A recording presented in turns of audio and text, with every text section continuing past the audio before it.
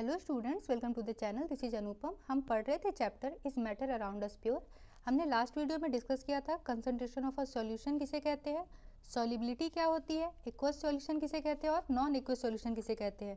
साथ साथ हमने डिस्कस किया था कि सॉल्युबिलिटी पे प्रेशर और टेम्परेचर का क्या इम्पैक्ट होता है। मतलब जब आप सॉलिड को लिक्विड में डिसॉल्व करना चाहोगे या फिर जब आप गैस को लिक्विड में डिसॉल्व करना चाहोगे तो दोनों ही केस में प्रेशर या टेम्परेचर को इंक्रीज करने या डिक्रीज करने से उस पर क्या इम्पैक्ट होता है। ठीक है, साथ में हमने क्या डिस्कस किया था कि सैचुरेटेड सॉल्यूशन किसे कहते हैं, अनसैचुरेटेड सॉल्यूशन किसे कहते हैं, और सॉल्यूशन के कंसंट्रेशन को कैलकुलेट करने के लिए हमने 3 फॉर्मूला भी डिस्कस किया था। जैसे इसमें ट्रिक है छोटा सा कि मास बाय मास परसेंटेज का क्या मतलब है कि आपको क्या करना है, फर्स्ट टर्म किसके लिए यूज़ करना है, सॉल्यूट के लिए, और सेकंड टर्म यूज़ करना है सॉल्यूशन के लिए। और चूंकि परसेंटेज निकालना है इसलिए 100 से मल्टीप्लाई कर देना है। और इन फॉर्मूलाज पे बेस्ड हमने कुछ न्यूमेरिकल भी सॉल्व किया था। ठीक है, तो अगर अभी तक आपने चैनल को सब्सक्राइब नहीं किया है तो kindly subscribe the channel and press the bell icon, क्योंकि क्लास 9 के साइंस और मैथ्स के जो भी टॉपिक है वो मैं डिटेल में डिस्कस करने वाली हूँ, तो आपसे कोई वीडियो मिस ना हो जाए, तो इसलिए ज़रूरी है कि आप चैनल को सब्सक्राइब करके बेल आइकन प्रेस कर दें। तो चलिए स्टार्ट करते हैं बिना देर किए हुए। आज का नया टॉपिक है सस्पेंशन। सस्पेंशन क्या है, हमने पढ़ा था मैटर के टाइप।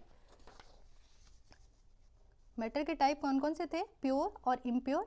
प्योर के 2 टाइप थे, एलिमेंट एंड कंपाउंड। और हम स्टार्ट किए थे पढ़ना मिक्सर। मिक्सर के 2 type, homogeneous mixer and heterogeneous mixer. Homogeneous mixer का क्या मतलब है, जिसमें सॉल्यूट इवनली डिस्ट्रीब्यूट हो, है ना, सेम कंपोजिशन हो या फिर इवनली डिस्ट्रीब्यूटेड हो। और हेट्रोजीनियस का मतलब सॉल्यूट कहीं पे हो कहीं पे ना हो। और इन दोनों का एग्जाम्पल भी देखा था हमने। जैसे जब आप वाटर में शुगर ऐड करो, ठीक है, वाटर प्लस शुगर लिया और वही वाटर में आप सैंड ऐड करो, वही वाटर में आप सैंड ऐड करो, और जब हम दोनों को स्टर करेंगे एक स्पून के हेल्प से तो कौन अच्छे से डिसॉल्व होगा, वाटर प्लस शुगर का मिक्सचर जो है वो इवनली डिस्ट्रीब्यूट हो जाएगा, है ना, शुगर बहुत अच्छे से इसमें डिसॉल्व हो जाता है। लेकिन सैंड क्या होता है, सैंड के पार्टिकल्स ऐसे नीचे आके बैठ जाते हैं, सेटल डाउन हो जाते हैं, सैंड अच्छे से डिसॉल्व नहीं होता है। इसी से हमने समझा था कि वाटर प्लस शुगर ये सॉल्यूशन कैसा है, ये एक होमोजीनियस सॉल्यूशन है, दैट मीन्स ट्रू सॉल्यूशन है। लेकिन सैंड प्लस वाटर ये कैसा मिक्सचर है, ये एक हेट्रोजीनियस मिक्सचर है। ठीक है, तो चूंकि यहाँ पे क्या हो रहा है, जो सैंड के पार्टिकल है ये नीचे आके सेटल डाउन हो जा रहे हैं, वाटर इसको क्या कर रहा है, वाटर के पार्टिकल इसको अपने आप में डिसॉल्व नहीं कर रहे हैं, सस्पेंड कर दे रहे हैं। जैसे होता है ना, सस्पेंड का मतलब निकाल देना, बाहर कर देना, वैसे ही वाटर के पार्टिकल सैंड को क्या कर रहे हैं, सस्पेंड कर दे रहे हैं, बाहर निकाल दे रहे हैं, खुद में डिसॉल्व नहीं कर रहे हैं। इसलिए इसे क्या कहते हैं, इसे कहते हैं सस्पेंशंस। तो सस्पेंशन का डेफिनेशन क्या होगा, a suspension is a heterogeneous mixture. ये क्या है, एक हेट्रोजीनियस मिक्सचर है in which the solute particle do not dissolve in solvent. जो सॉल्यूट के पार्टिकल है वो सॉल्वेंट में डिसॉल्व नहीं होते हैं but remain suspended throughout the bulk of medium, वो सस्पेंडेड ही रहते हैं। ठीक है, हम क्या किए, वाटर लिए, है ना, अ ग्लास ऑफ वाटर लेके उसमें क्या ऐड किया हमने, सैंड। जब सैंड ऐड किया स्पून के हेल्प से उसको स्टर किया, स्टर करके आप छोड़ दो, देखो थोड़ी देर के बाद क्या होता, जो सैंड के पार्टिकल है वो ऐसे नीचे दिख जाएंगे, ऐसे सेटल डाउन हुए, ये बिल्कुल ही डिसॉल्व नहीं होते हैं। तो इसके कैरेक्टरिस्टिक क्या होगा, एग्जाम्पल तो आप लिख दो इसमें। Example sand plus water, sand plus water. ठीक है, इसकी कुछ प्रॉपर्टीज होती हैं। तो जब आप ग्लास ऑफ वाटर में सैंड मिक्स करोगे, आपको लेना है अ ग्लास ऑफ वाटर, उसमें क्या ऐड करना है, और table spoon of sand. Sand add करने के बाद क्या करना है, इसको मिक्स करना है और उसके बाद थोड़ी देर के लिए छोड़ देना है। तो जब आप उसको थोड़ी देर के लिए छोड़ दोगे तो जो सैंड के पार्टिकल है वो नीचे सेटल डाउन हो जाएंगे। जब ऐसे पार्टिकल सेटल डाउन हो गए तो ये कौन सा सॉल्यूशन बना, सस्पेंशन। ठीक है, ये कैसा मिक्सचर है, सस्पेंशन। तो अगर इसकी प्रॉपर्टी कहा जाए लिखने तो आप क्या लिखोगे, सबसे पहले क्या है, ये जो सस्पेंशन है ये एक हेट्रोजीनियस मिक्सचर है, तो पहली प्रॉपर्टी इसकी क्या हो जाएगी, हेट्रोजीनियस मिक्सचर। ठीक है, सेकंड प्रॉपर्टी क्या हो सकती है, अब देखो आप जब आप इस मिक्सचर को देख रहे हो तो क्या आप बता सकते हो कि सैंड के पार्टिकल आपको क्लियरली दिख रहे हैं या नहीं दिख रहे हैं, बिल्कुल दिख रहे हैं, ऑब्वियस है कि हमें अलग से ही दिख रहे हैं कि हाँ यहाँ पे सैंड के पार्टिकल्स हैं। तो इसका सेकंड प्रॉपर्टी क्या हो जाएगा कि सस्पेंशन में सॉल्यूट के पार्टिकल को हम नेकेड आई से ही देख सकते हैं। नेकेड आई का मतलब क्या कि बिना किसी माइक्रोस्कोप के हेल्प से, बिना किसी मैग्नीफाइंग ग्लास के हेल्प से ही हम देख सकते हैं कि हाँ, जो सॉल्यूट है उसके पार्टिकल बिल्कुल ही अलग है। ठीक है, तो ये तो हो गई दो प्रॉपर्टी। थर्ड प्रॉपर्टी क्या हो सकती है? अगर आपको कहा जाए कि इसको फिल्टर करके अलग करो, है ना, हम एक फिल्टर के हेल्प से क्या इन दोनों को अलग कर सकते हैं? कर सकते हैं। मतलब थर्ड प्रॉपर्टीज की क्या हो जाएगी? सस्पेंशन को फिल्टर करके हम अलग कर सकते हैं सॉल्यूट एंड सॉल्वेंट को। ठीक है, तो तीन प्रॉपर्टी तो ये हो गई। चौथी प्रॉपर्टी क्या होगी? तो पहले इन तीन प्रॉपर्टी को हम लिख लेते हैं। क्या क्या समझा हमने? कि पहला तो ये हेट्रोजीनियस मिक्सचर है। सेकेंड क्या कि जो सॉल्यूट के पार्टिकल्स हैं, यहाँ सॉल्यूट क्या है? सैंड, तो जो सॉल्यूट के पार्टिकल्स हैं वो नेकेड आई से ही विजिबल है। ठीक है, थर्ड क्या कि सॉल्यूट के पार्टिकल को फिल्ट्रेशन के हेल्प से हम अलग कर सकते हैं, सेपरेट कर सकते हैं। फोर्थ प्रॉपर्टी क्या हो सकती है कि जब आप सैंड को इसमें मिक्स किए, स्पून के हेल्प से आप इसको क्या किए? स्टर किए। स्टर करके थोड़ी देर के लिए छोड़ दो। थोड़ी देर के लिए छोड़ने के बाद क्या होता है कि सारे पार्टिकल्स नीचे सेटल डाउन हो जाते हैं, नीचे आ जाएंगे इसके बॉटम में। मतलब क्या कि सस्पेंशन को जब भी हम थोड़ी देर के लिए छोड़ देंगे, टाइम के साथ इसके सॉल्यूट के पार्टिकल नीचे सेटल डाउन हो जाते हैं, और यही इसकी फोर्थ प्रॉपर्टी है। Particle settle over time if it is left undisturbed, मतलब जब आप इसको अनडिस्टर्ब्ड छोड़ दोगे थोड़ी देर के लिए, तो सस्पेंशन में क्या होता है, जो भी सॉल्यूट के पार्टिकल्स होंगे वो सेटल डाउन हो जाएंगे, और इस कारण सस्पेंशन अनस्टेबल होता है। ठीक है, फिफ्थ प्रॉपर्टी क्या होगा?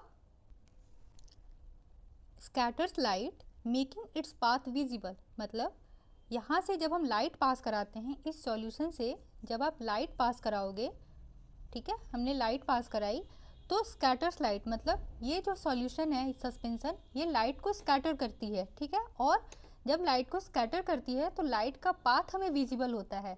लेकिन जब आप इसको थोड़ी देर के लिए छोड़ दोगे तो इसके जो भी पार्टिकल्स हैं सॉल्यूट के, वो सेटल डाउन हो जाते हैं, और जैसे ही पार्टिकल सेटल डाउन हो जाएंगे तो फिर ये लाइट को स्कैटर नहीं करेगी, मतलब लाइट के पाथ विजिबल नहीं होंगे। कहने का क्या मतलब है कि जैसे ही लाइट यहाँ से पास करती है, लाइट स्कैटरिंग का क्या मतलब कि लाइट पास की, यहाँ इसे पार्टिकल्स मिले, जैसे ही पार्टिकल मिले तो ये पाथ से अलग हो गई, ठीक है, स्कैटर्ड हो गई, फिर आगे गई, फिर पाथ से स्कैटर्ड हुई, स्कैटर्ड हुई, स्कैटर्ड हुई। तो जब लाइट स्कैटर्ड हो रही है तो पाथ विजिबल होता है। जैसे आप देखे होंगे कि डार्क रूम में अचानक से सनलाइट आती है तो हमें यहाँ पे पार्टिकल्स दिखते हैं, डस्ट के पार्टिकल्स दिखते हैं। क्यों दिखते हैं डस्ट के पार्टिकल्स? क्योंकि लाइट स्कैटर्ड हो रही होती है।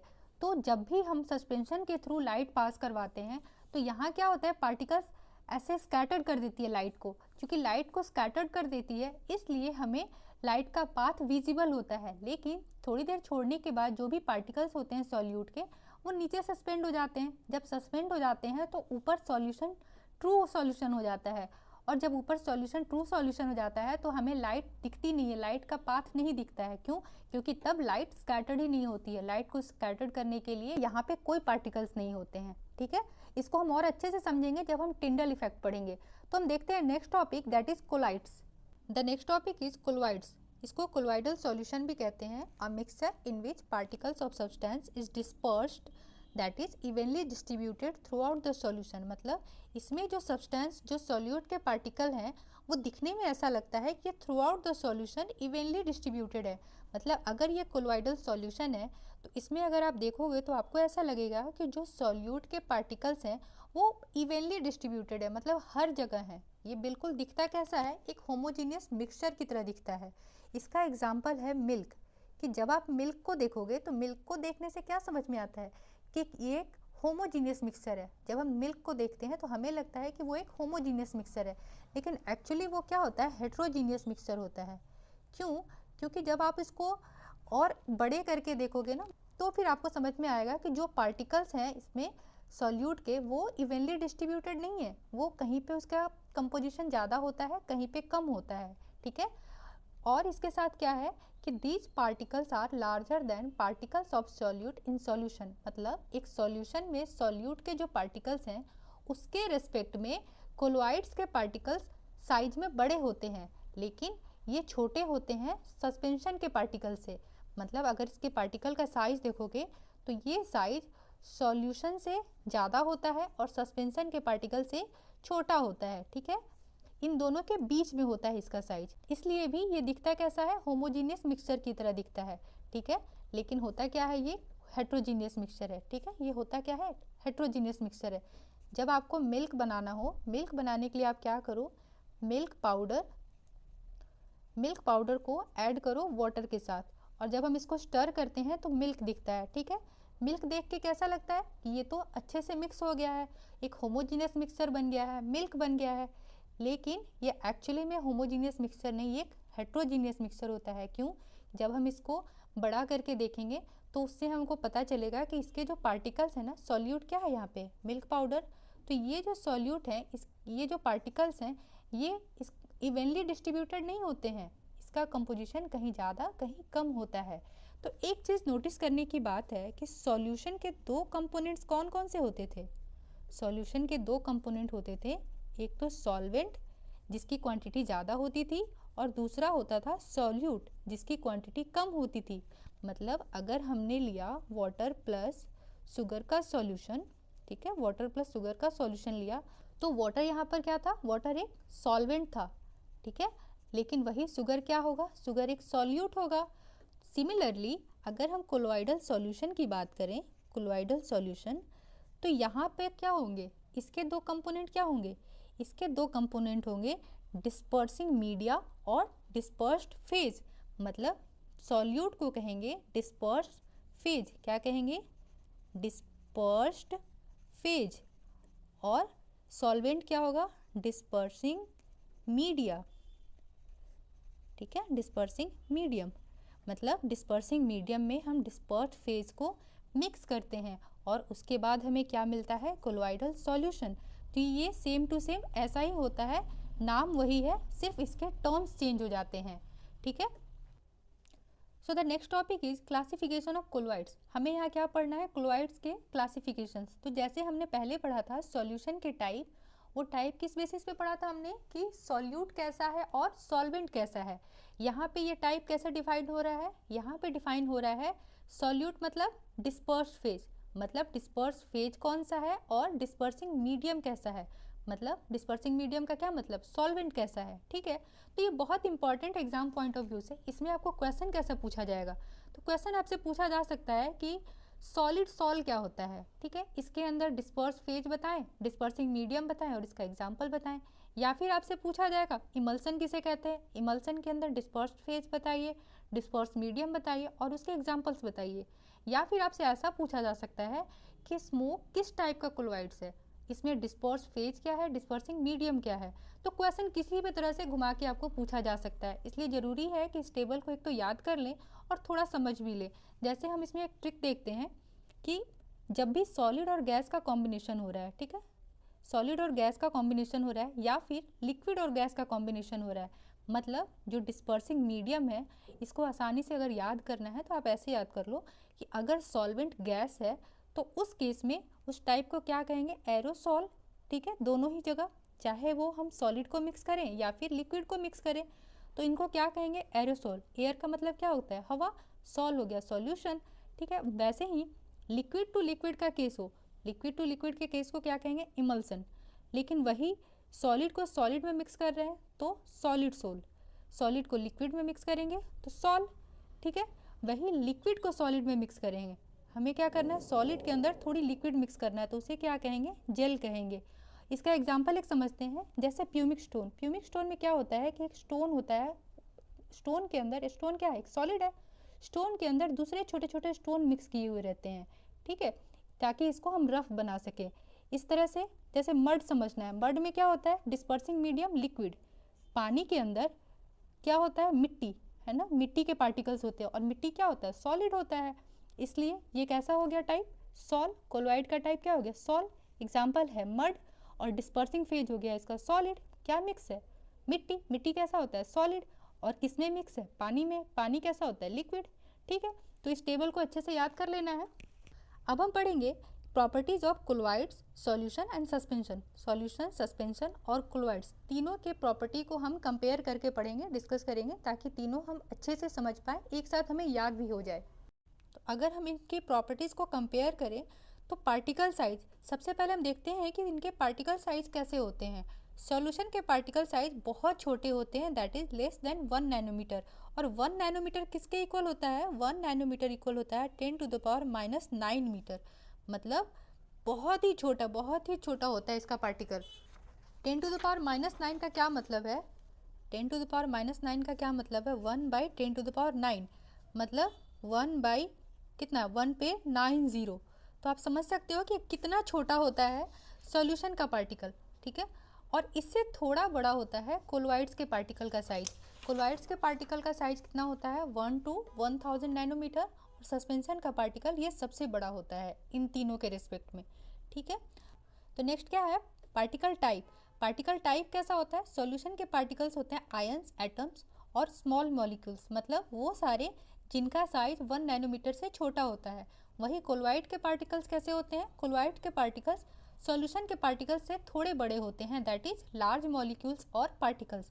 और सस्पेंशन के पार्टिकल वो सबसे बड़े होते हैं, लार्ज मॉलिक्यूल्स और एग्रीगेट्स, ठीक है। अगर हम विजिबिलिटी की बात करें तो सॉल्यूशन की विजिबिलिटी नहीं होती है, मतलब नेकेड आई से देख के आप नहीं बता सकते हो कि सॉल्यूट के पार्टिकल्स कहाँ पर हैं या फिर कहाँ पर नहीं हैं।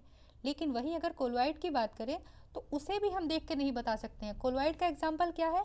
मिल्क, ठीक है। सॉल्यूशन का एग्जाम्पल क्या है? चीनी पानी का घोल, शुगर प्लस वाटर। और सस्पेंशन का एग्जाम्पल क्या है? Sand plus water. अब हम इसको ध्यान में रखेंगे और इसको ध्यान में रख के इसको कंपेयर करेंगे, ठीक है। तो विजिबिलिटी की अगर बात करें तो इस घोल को हम देख के नहीं बता सकते हैं कि सॉल्यूट के पार्टिकल्स कहाँ पर हैं, कहाँ पर नहीं हैं। वैसे ही मिल्क को देख के भी नहीं पता चलता है कि मिल्क के पार्टिकल्स कहाँ हैं, कहाँ नहीं हैं। लेकिन सस्पेंशन के पार्टिकल्स हम क्लियरली देख के बता सकते हैं कि सैंड कहाँ पर है और कहाँ पर नहीं है, ठीक है। सेटलिंग ऑफ पार्टिकल्स का क्या मतलब है? कि जो शुगर और वाटर का पार्टिकल है इस घोल में, क्या शुगर नीचे सेटल डाउन हो जाता है? नहीं होता है, ये इवनली मिक्स हो गया रहता है। मिल्क में भी सेटल डाउन नहीं रहता है, मिल्क भी क्या होता है? इवनली डिस्ट्रीब्यूटेड दिखता है हमें कि वो पूरा अच्छे तरीके से मिल गया है। लेकिन सस्पेंशन में क्या होते हैं? सैंड के पार्टिकल नीचे थोड़ी देर के बाद जमना शुरू हो जाता है, ठीक है, सेटल डाउन होना स्टार्ट हो जाता है। वही अगर बात करें यूनिफॉर्मिटी की, यूनिफॉर्मिटी मतलब सॉल्यूट का कैसे डिस्ट्रीब्यूशन हो रहा है, कैसे वो मिक्स हुआ है। तो सॉल्यूट कैसे मिक्स होता है सॉल्यूशन में? वो होमोजीनियस मिक्स होता है, मतलब उसका कंपोजिशन पूरे मिक्सचर में एक जैसा रहता है। वही कोलोइड्स कैसे होते हैं? ये दिखते तो हैं होमोजीनियस, मिल्क कैसा दिखता है? होमोजीनियस दिखता है, लेकिन एक्चुअली वो क्या होता है? हेट्रोजीनियस होता है। जब आप इसको माइक्रोस्कोप से देखोगे तो इसके पार्टिकल अनइवन डिस्ट्रीब्यूटेड होते हैं, कहीं पे होते हैं, कहीं इसका कंसंट्रेशन ज़्यादा होता है, कहीं पे कम होता है। और सस्पेंशन तो क्लियरली दिखता है कि ये हेट्रोजीनियस है। इसके पार्टिकल हम नेकेड आई से भी देख के बता सकते हैं कि कहाँ पे हैं, कहाँ पे नहीं है। अब फिल्टर कर सकते हैं या नहीं? तो हम सॉल्यूशन को फिल्टर करके अलग नहीं कर सकते हैं, सॉल्यूशन को फिल्टर करके इसके सॉल्यूट को अलग नहीं कर सकते हैं। अब क्या फिल्टर करके चीनी पानी के घोल से चीनी को अलग कर सकते हो? नहीं कर सकते हो। वैसे ही मिल्क को भी हम फिल्टर करके सेपरेट नहीं कर सकते हैं, मिल्क को भी हम फिल्टर करके पानी अलग दूध अलग नहीं कर सकते हैं। लेकिन वही अगर हम बात सस्पेंशन की करें तो इसको फिल्टर करके हम सैंड को अलग कर सकते हैं। तो फिल्टरेबिलिटी क्या हो जाएगी? सॉल्यूशन के केस में can't be separated by filtration, इसके पार्टिकल को हम फिल्ट्रेशन के थ्रू सेपरेट नहीं कर सकते हैं। वैसे ही कोलोइड्स के केस में भी सेपरेट नहीं कर सकते हैं फिल्ट्रेशन से, लेकिन सस्पेंशन के केस में हम सैंड को फिल्टर करके अलग कर सकते हैं, ठीक है। नेक्स्ट है effect of light. Effect of light में सॉल्यूशन में नो स्कैटरिंग, सॉल्यूशन से जब हम लाइट को पास कराते हैं, अगर यहाँ पे सॉल्यूशन है और हम टॉर्च से ऐसे लाइट को पास कराएंगे तो यहाँ पे कोई स्कैटरिंग नहीं होता है। क्यों? क्योंकि यहाँ पे पार्टिकल ऐसे विजिबल नहीं होते, बहुत छोटे छोटे पार्टिकल्स होते हैं, इसलिए लाइट स्कैटर्ड नहीं करती है। और चूँकि लाइट स्कैटर्ड नहीं करती है इसलिए हमें इसका पाथ नहीं दिखता है। लेकिन वही कोलोइड के केस में क्या होता है? कोलोइड के पार्टिकल्स सॉल्यूशन के पार्टिकल के रिस्पेक्ट में थोड़े बड़े होते हैं तो लाइट का स्कैटरिंग होता है। और चूँकि लाइट का स्कैटरिंग होता है इसलिए टिंडल इफेक्ट शो होता है। और सस्पेंशन के केस में तो होता ही होता है। क्यों? क्योंकि इसके पार्टिकल्स बहुत बड़े होते हैं, इसीलिए जब हम सस्पेंशन से लाइट पास कराते हैं तो लाइट स्कैटर्ड करती है, और जब लाइट स्कैटर करती है तो हमें इसका पाथ दिखता है, इसीलिए इसका क्या हो जाएगा? इट एग्जिबिट्स टिंडल इफेक्ट, ठीक है। तो अब हम नेक्स्ट पढ़ेंगे कि टिंडल इफेक्ट क्या होता है, और ये बहुत इंपॉर्टेंट टॉपिक है इस चैप्टर का। टिंडल इफेक्ट क्या कहता है? ये बहुत ही इंपॉर्टेंट है एग्जाम पॉइंट ऑफ व्यू से। टिंडल इफेक्ट का मतलब the phenomenon of scattering of a beam of light by colloidal particles while light passing through a colloidal solution is called Tyndall effect. इसको समझने के लिए सबसे पहले हम समझेंगे कि scattering of a beam of light का क्या मतलब है। लाइट स्कैटर कर रही है, इसका क्या मतलब है? तो जब लाइट किसी मीडियम से पास करती है और वहाँ बहुत सारे पार्टिकल्स होते हैं, इन पार्टिकल्स से लाइट बीम टकराती है। टकराने के बाद अपने डायरेक्शन को चेंज करती है और स्प्रेड हो जाती है। ठीक है, जैसे आगे गई, यहाँ इसको पार्टिकल मिला तो अलग डायरेक्शन में ये अगेन स्प्रेड हो गई। ठीक है, अगेन ये आगे बढ़ी, यहाँ फिर से कोई इसको पार्टिकल मिला, अगेन ये स्कैटर्ड हुई, मतलब यहाँ से स्प्रेड हो गई।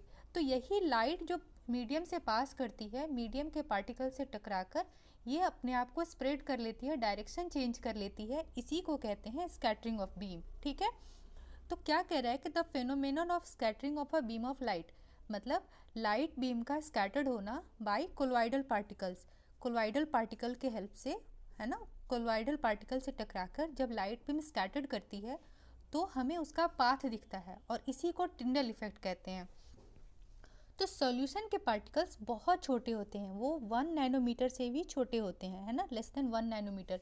इसलिए सॉल्यूशन से ये लाइट स्कैटर नहीं करती है, और चूंकि लाइट स्कैटर नहीं करती है इसलिए हमें विजिबल नहीं होता है। लेकिन कोलॉइड्स के पार्टिकल इसके रिस्पेक्ट में थोड़े बड़े होते हैं, इसलिए यहाँ पे लाइट स्कैटर तो करती है और हमें बहुत थोड़ा इफेक्ट दिखता है। ठीक है, टिंडल इफेक्ट बहुत हल्का दिखता है। लेकिन सस्पेंशन के पार्टिकल बहुत बड़े होते हैं। इन तीनों में सबसे बड़े पार्टिकल किसके होते हैं? सस्पेंशन के। इसलिए यहाँ पे लाइट बीम बहुत ज़्यादा स्कैटर करती है और हमें ये पाथ दिख जाता है। ठीक है, तो यही टिंडल इफेक्ट है। इसको हम लिख सकते हैं, ये डायग्राम बना सकते हैं। और इसका एक एग्जाम्पल वही अंधेरे कमरे का है कि जब डार्क रूम है और उसमें अचानक कहीं से रोशनी आती है तो हमें जैसे ही गेट खोलते हैं तो हमें क्या होता है, यहाँ पे पार्टिकल्स दिखते हैं, ऐसे छोटे छोटे पार्टिकल्स दिखते हैं। तो ये पार्टिकल्स क्यों दिखते हैं? ये पार्टिकल्स टिंडल इफेक्ट के कारण दिखते हैं। ठीक है, यहाँ भी टिंडल इफेक्ट हो रहा होता है। यहाँ भी जब लाइट पास करती है तो स्कैटर कर जाती है, लाइट की बीम स्कैटर करती है, और चूंकि स्कैटर करती है, फैलती है, इस कारण हमें वो पाथ दिखता है, इसी कारण हमें ये डस्ट पार्टिकल्स दिखते हैं। ठीक है, so that's all for today. मिलते हैं नेक्स्ट वीडियो में, तब तक बने रहें चैनल पे and kindly subscribe the channel and press the bell icon. Thank you.